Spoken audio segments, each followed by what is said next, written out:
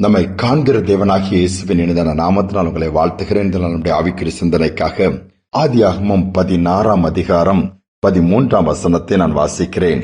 அப்பொழுது ஆகார், என்னை காண்பவரை நானும் இவ்விடத்திலே கண்டேன் அல்லவா என்று சொல்லி தன்னோடு பேசின கர்த்தருக்கு நீர் என்னை காண்கிற தேவன் என்று பெயரிட்டாள்.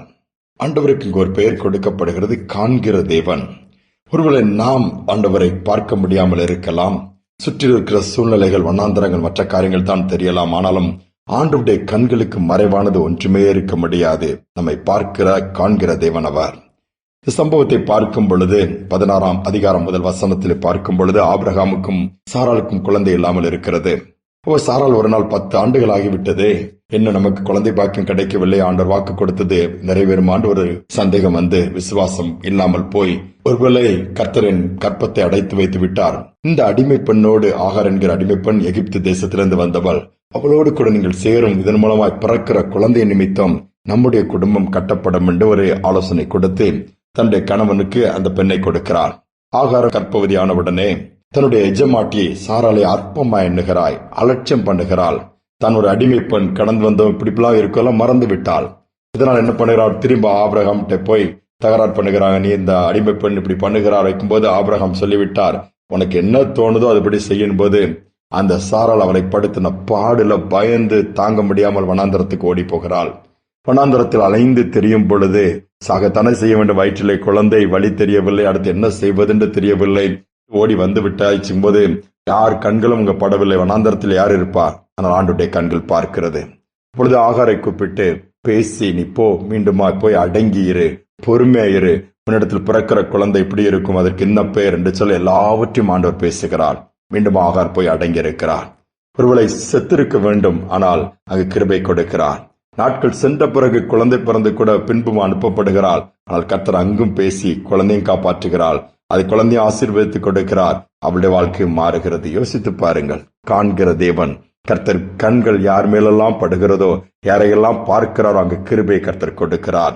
ஒரு சமயம் கணவனால் துரத்தப்பட்ட ஒரு சகோதரி, வயிற்றிலே குழந்தை, இடுப்பிலே ஒரு கை குழந்தையும் இருக்கிறது. கணவன் துரத்தி விட்டார், கைவிடப்பட்ட நிலைமை. இந்த சகோதரி தன்னுடைய தாய் வீட்டுக்கு போக மனதில்லை. எல்லாரும் கேள்வி கேட்பார்களே, என் வாழ்க்கை இப்படி ஆகிவிட்டது என்று சொல்லி சாகலாம் என்று சொல்லி வனாந்தரமான பாதையிலே வயிற்றில் பிள்ளையை வைத்துக் கொண்டு, இடுப்பில் ஒரு பிள்ளையை வைத்துக் கொண்டு நடந்து அழுது கொண்டே போகிறார். ஏதாவது ஒரு கிணற்றில் விழுந்து செத்து விடலாம் என்று சொல்லி போகிற இடத்திலே அந்த முடிவோடு போகும்பொழுது, அழுது கொண்டே போகும்பொழுது கொஞ்சம் தூரம் போனது மூச்சு வாங்கிட்டு நடக்க முடியவில்லை. இந்த வண்ணாந்தரமான பகுதியில் ஒரு முட்செடியின் அருகிலே போய் உட்கார்ந்து அழ ஆரம்பிக்கிறார். பாருங்கள், கர்த்தர் இந்த சகோதரியின் மேலே, அந்த பெண்ணின் மேலே கிருபை வைத்தபடியினாலே அந்த வழியாக ஒரு வருகிறார். வந்தவுடனே பார்க்கிறார், இங்கோ அழுகை சத்தம் கேட்கிறது என்று சொல்லி பார்க்கும் பொழுது சகோதரியுடைய நிலைமை அறிந்து கொண்டு உடனே அவர் வீட்டுக்கு தகவல் கொடுத்து சாக போகிற அந்த சகோதரி அந்த சாவிலிருந்து காப்பாற்றப்படுகிறார். வந்து மற்றவர் பேசி சமாதானம் பண்ணி, சாகக்கூடாது, எடுக்கிற முடிவு ஒன்றும் சரி கிடையாது என்று சொல்லி திருப்பி அனுப்பப்படுகிறார். அந்த வேதனையோடு போய் சரி சாவதை விட்டு விட்டு வாழ ஆரம்பிக்கிறார். இன்று அந்த குடும்பத்தை பார்க்கும் பொழுது 2 பிள்ளைகளும் வளர்ந்து நல்ல ஒரு நிலைமைக்கு வந்து அந்த தாயை அன்போடு கூட பார்த்து பராமரிக்கிறார்கள். கர்த்தருடைய கிருபை எவ்வளவு பெருசு பாருங்கள். சாகலாம் என்று சொல்லி வாழ்க்கை அவ்வளவுதான் நினைத்தவுடைய வாழ்க்கை கூட கர்த்தருடைய கிருபை புரட்டி போட்டு சாகிற நிலைமை மாற்றி வாழும்படியாய் மாற்றி விடுகிறது. இதுதான் கர்த்தருடைய கிருபை செய்யும். சோர்ந்து போக வேண்டாம். நம்பிக்கை இழந்து போயிருக்கலாம், உங்கள் வாழ்க்கை வண்ணாந்தரமாக இருக்கலாம். இனி என்ன செய்வது, யாரும் என்னை கண்டு கொள்வதே இல்லை என்று சொல்லுகிறீர்களா? கர்த்தருடைய கண்கள் உங்களை பார்க்கிறது. அவர் வண்ணாந்தரத்தில் நீங்கள் இருந்தாலும் கூட இருப்பார், விலக மாட்டார், பாதுகாப்பார். அவருடைய கரத்துல சூழ்நிலையை கொடுத்து விடுங்கள். ஆண்டுடைய வார்த்தைக்கு அப்படியே கீழ்ப்படியுங்கள், பொறுமையாக இருங்கள். நிச்சயமாகவே முடிவு உண்டு. உங்கள் நம்பிக்கை ஒருபோதும் வீண் போகாது. ஜெபிப்போம். எங்கள் அன்பின் பரலோக தகப்பனே, எங்களை காண்கிற தேவனாய் இருப்பதற்காய் ஸ்தோத்திரம். கண்ணீரோடு, கவலையோடு, வேதனையோடு ஒவ்வொரு நாளும் என்ன பண்ணுவதென்றே தெரியல என்று சொல்லி புலம்புகிற கூட்டங்கள் இன்னைக்கு ஏராளமப்பா. இன்று என்ன நடக்குமோ என்று பயந்து பயந்து வாழ்கிற கூட்டம் இன்னும் அதிகம். கைவிடப்பட்ட நிலைமையிலே, துரத்தப்பட்ட நிலைமையிலே, அற்பமா எண்ணப்பட்ட நிலைமையிலே வாழ்க்கையே வண்ணாந்தரமாய் மாறிவிட்டது என்று சொல்லி அழுது கொண்டிருக்கிற, கண்ணீர் விடுகிற பிள்ளைகள் இருப்பார்கள் சொல்ல நம்முடைய கண்கள் அவர்களை பார்க்கிறது.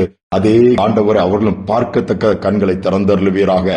ஆகாரை கண்ட தேவன் ஒவ்வொரு பிள்ளைகளை கண்ட இந்த இடத்திலே ஒரு திருப்புமுனையை ஏற்படுத்தும், வழி நடத்தும். இந்த நாள் எல்லா காரியங்களையும் ஜெயமாய் மாற்றிக்கொடும். துதி கனமையை ஏற்றுக்கொள்ளும். இயேசுவின் நாமத்தில் பிதாவே, ஆமேன், ஆமேன்.